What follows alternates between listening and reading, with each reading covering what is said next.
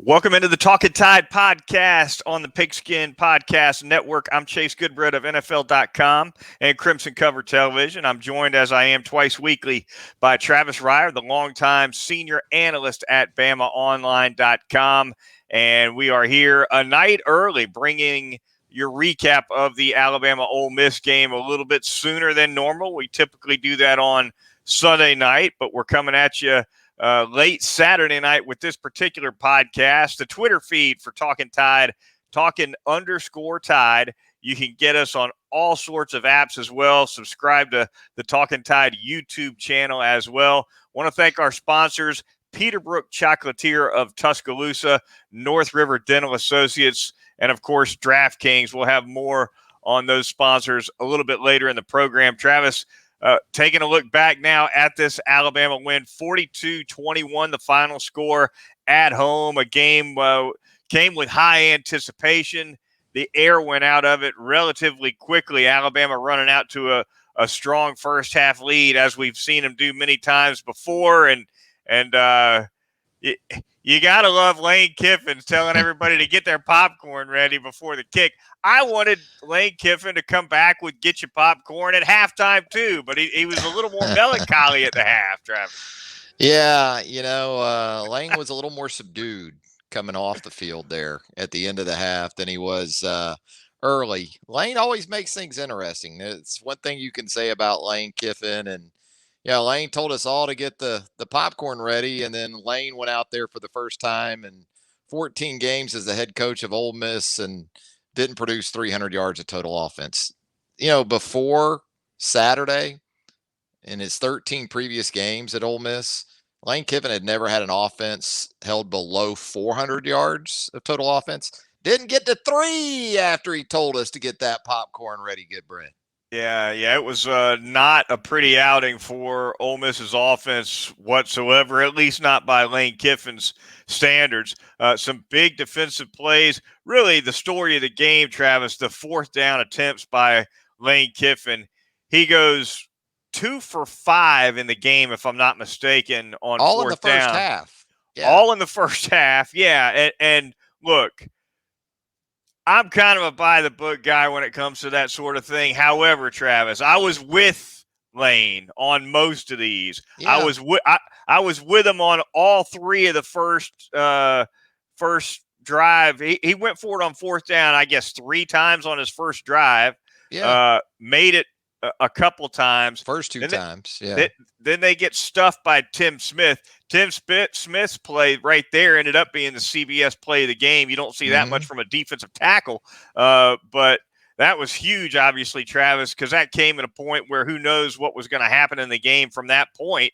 And then he really doubles down later in the half, going for a 4th down from his own 31 and doesn't get it. And that's where he lost me, right? I was with him for the first, 3 or 4, but down 14-0 from your own 31. No. Well, he said, get your popcorn ready. You're going to get your popcorn ready, and then he's going to punt, Goodbread. If you're going to tell the whole damn nation, get your popcorn ready, then you got to go for these 4th downs. And really, this is the program that Lane is selling.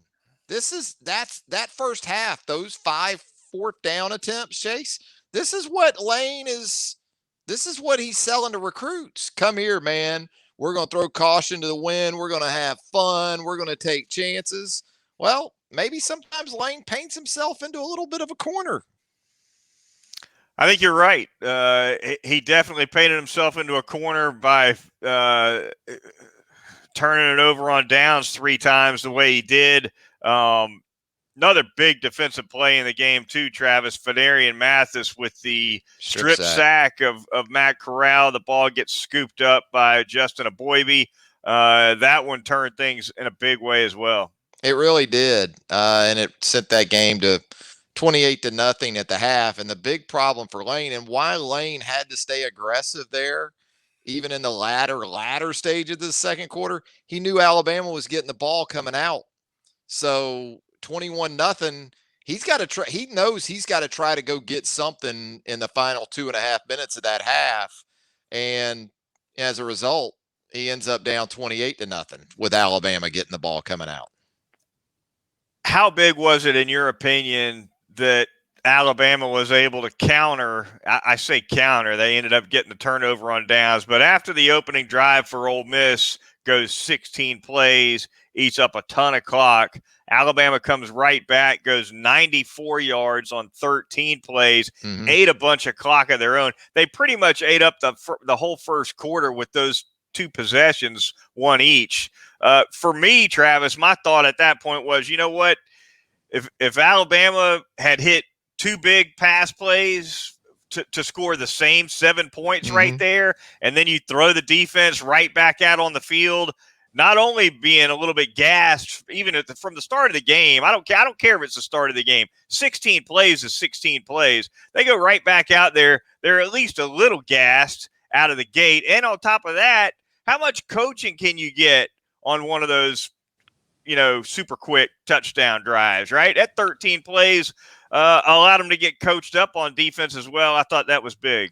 Yeah, 16-play drive for Ole Miss. So even though Ole Miss is stuffed eventually on the 3rd, 4th down of that drive, you're thinking Alabama better get at least a couple of first downs here and run some clock just for the big picture sake of the defense. Even if the defense would have been fine at that point in the game from a fatigue and stamina standpoint, if you throw them right back out there and they get hit for another 7-8 play drive and go down 7-0, now you're dealing with not only some maybe physical issues, big picture, but psyche as well, because it's almost like a carryover from Florida 2 weeks earlier, where you certainly were on the ropes at the end of that game. So, no, that drive was huge, not only because it got Alabama on the board first, but absolutely giving the defense a break there, 6.5 minute break, and you kind of are able to settle in after that.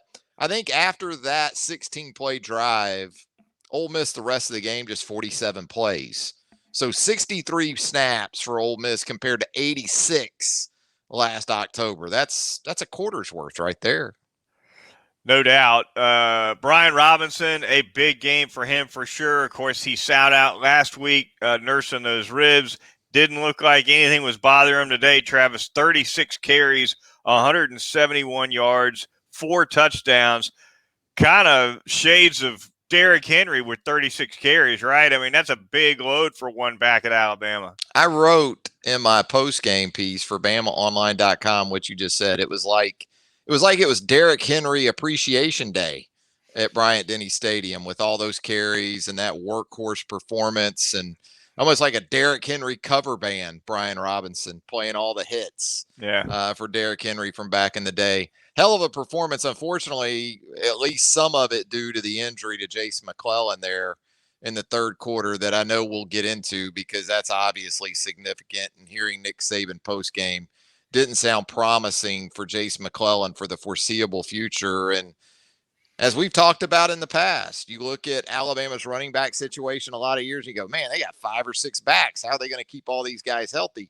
Then you get to week 5 and they got 3 scholarship healthy backs. So it was bittersweet.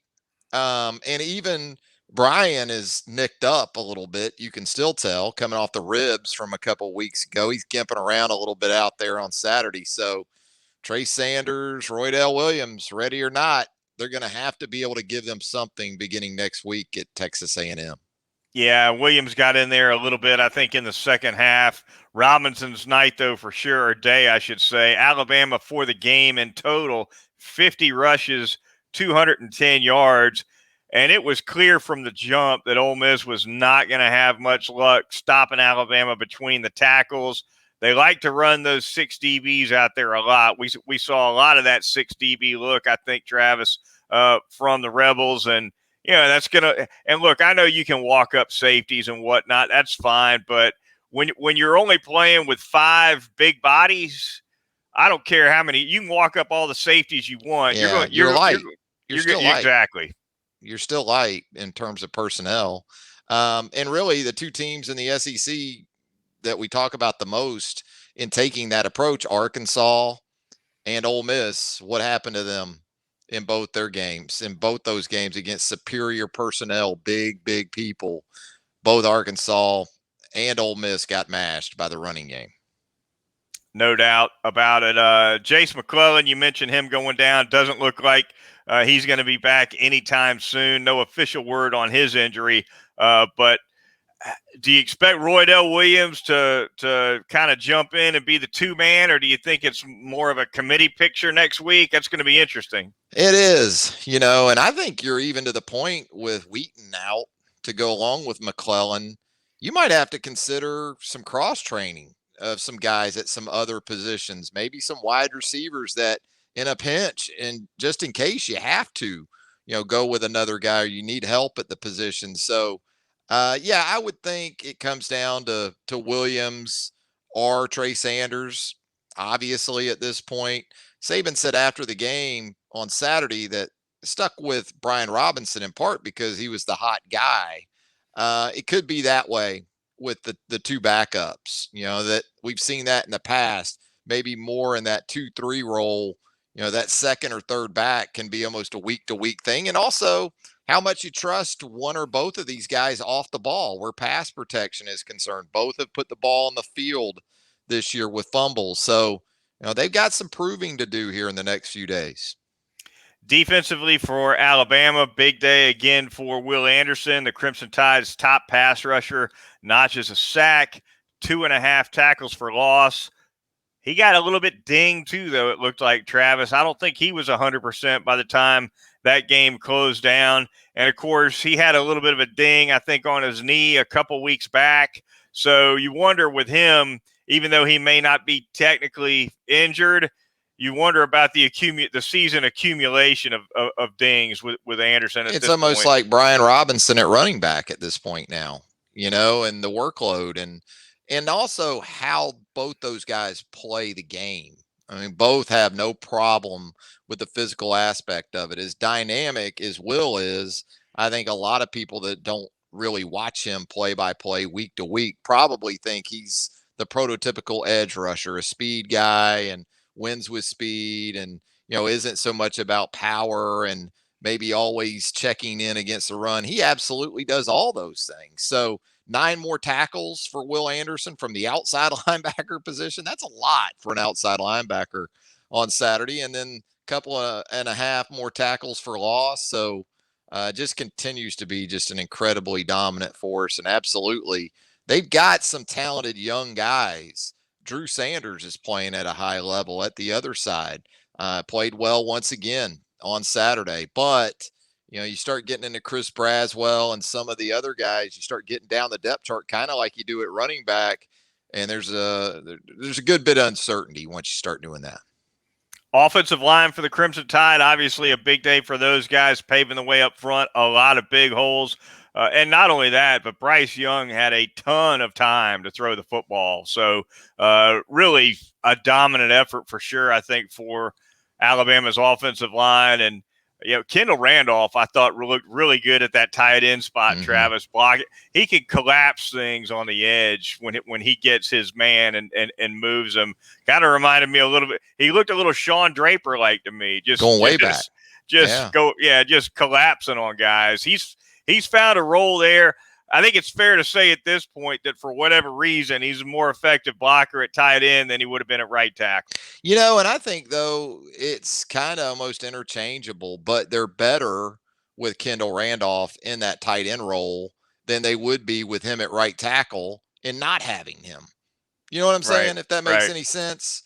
They're better with Chris Owens at right tackle and Randolph being pretty much a guy who's going to play 30, 40 snaps a game anyway, 30 snaps a game at that tight end position. And when they came out, I think, in that heavy 12 personnel, and they were backed up. But I think the plan all week was they were going to go 12 personnel a good bit with the 2 tight ends. And Kendall Randolph was going to be one of those 2 to go along with Cameron Latou. And Jalil Billingsley in the passing game did his thing again on Saturday. So it worked out perfectly. Cam Latou now has 9 catches on the season, by the way. 5 are for touchdowns after his touchdown catch Saturday. So he's got the ratio working pretty good. Between Latou and Billingsley and Randolph, obviously they do different things, but the 3 of them, even though they play different roles, Alabama's loaded at tight end at this point. They get everything they could possibly hope for out of the position, out of at least one of the three. Yeah, Robbie Oots, the true freshman, you're seeing line up in the backfield, and he's doing some good things in more short yardage goal line situations. So, Major Tennyson's been out, he's been injured, but you haven't really noticed all that much because they do have depth there, and they have guys that fit specific roles really nicely.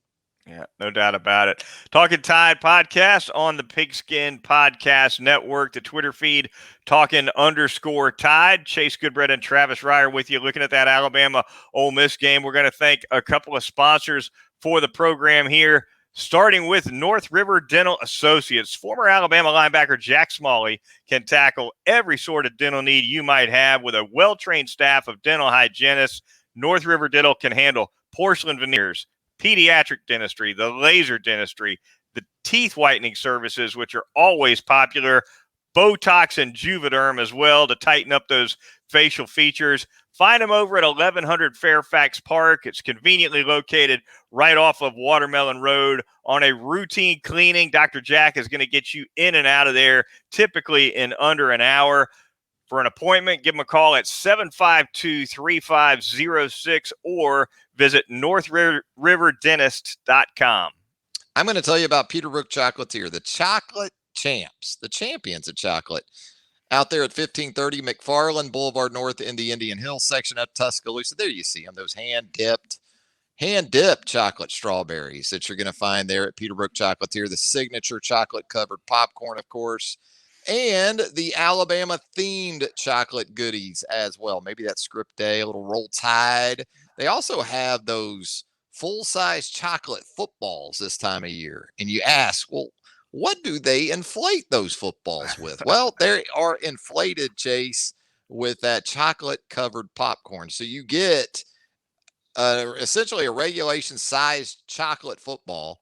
And then on the inside, you crack that baby open, you're going to have that chocolate-covered popcorn. So twice the treat. You're going to find all that and more at Peterbrook Chocolatier, 1530 McFarland Boulevard North.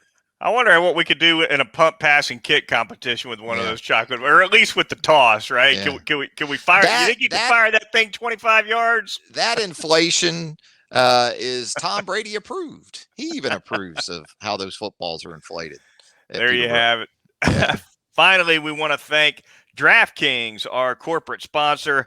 Hey, another week of football is in the books. Time to get ready for next week with DraftKings Sportsbook, the official sports betting partner of the NFL. So to kick off another action-packed week, DraftKings is giving new customers $150 instantly when they bet just $1 on any football game. The key is to use that promo code TPPN. If you're a YouTube subscriber, you see it right there on your screen. The Pigskin Podcast Network acronym, TPPN, is your promo code.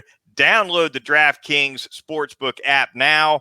Use that TPPN promo code and get your $150 in free bets when you place just a $1 bet on any game. It's just a $5 minimum deposit as well, by the way. So the man is really reeling him in with Travis with that one over at DraftKings Sportsbook. Again, the official sports betting partner of the NFL. So there you have that. And speaking of the man, Travis, I think a lot of heavy chalk went down in the SEC this week for sure. And as we record the podcast here on a Saturday night, there's a little bit of action in the SEC that's not even quite in the books yet. However, a couple games are for sure. Georgia just rolls over Arkansas. You and I kind of called that, I think, in the midweek podcast. Matchup. Yeah. Arkansas just did not have it over in Athens.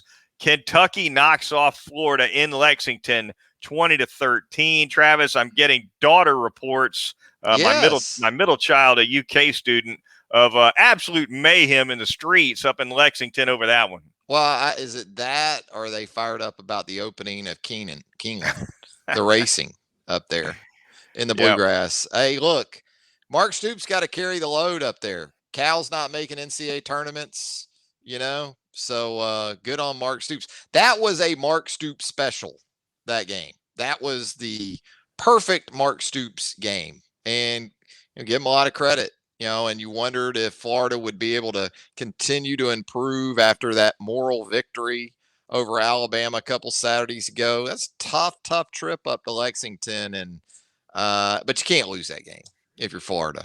You can't 15 lose it. penalties on the Gators, Travis. 15 penalties, 8 of them false starts. What in the world? How do you false start 8 times? The crowd noise up there at the grocery store, known as Kroger Field. Did they play in Rupp Arena or something? Yeah, they played on aisle 5 at Kroger Field in the frozen foods department. It gets loud in there with those freezers, at Kroger.